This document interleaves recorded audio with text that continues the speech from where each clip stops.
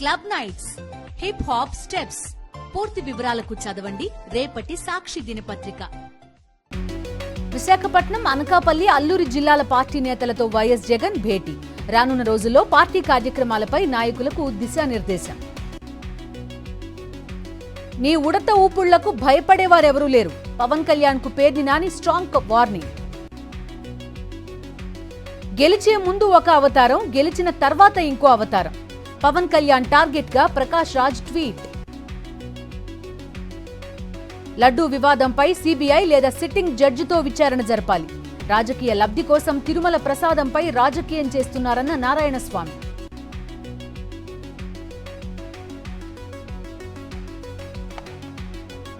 మూడు జిల్లాల నేతలతో వైఎస్ జగన్ సమావేశం. విశాఖపట్నం, అనకాపల్లి, అల్లూరి జిల్లా పార్టీ నేతలతో భేటీ.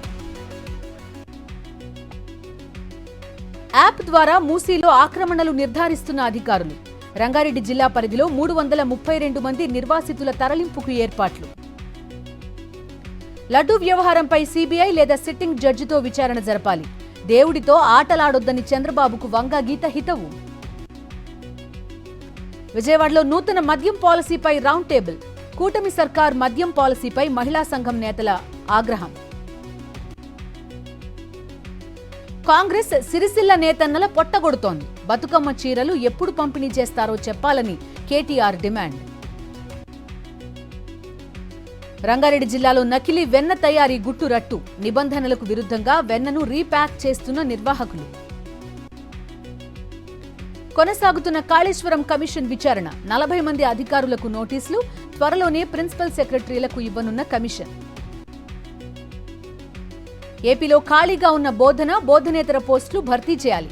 ఏఐఎస్ఎఫ్ 49వ రాష్ట్ర మహాసభల లోగోను ఆవిష్కరించిన జిల్లా ప్రధాన కార్యదర్శి. హైదరాబాద్ మింట్ కాంపౌండ్ విద్యుత్ ఆఫీస్ ముందు ఉద్యోగుల ధర్నా. ఆర్టిసన్స్ సమస్యల పరిష్కారం కోసం ఆందోళన.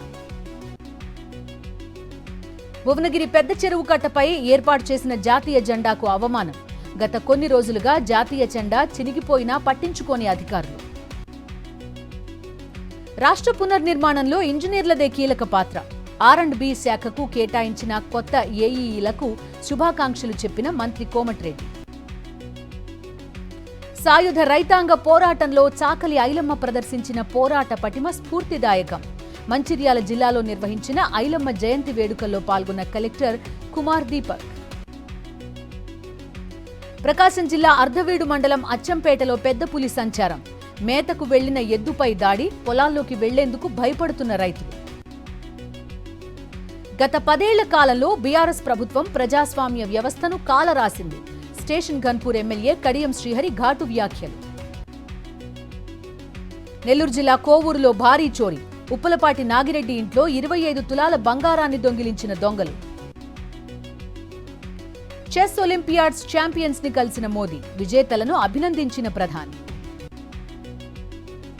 హర్యానాను బీజేపీ నాశనం చేసింది. కర్నాల్ ఎన్నికల ప్రచారంలో కాంగ్రెస్ అగ్రనేత విమర్శలు. రిజర్వేషన్ల రద్దుకు బీజేపీ వెనకాడదు.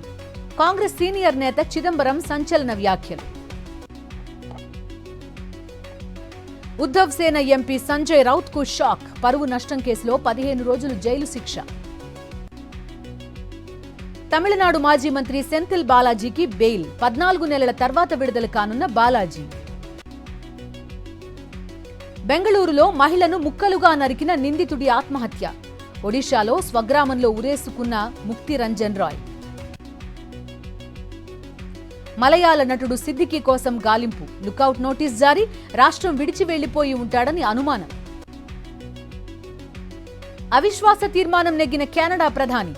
జస్టిన్ ట్రూడోకు మద్దతుగా 211 ఓట్లు.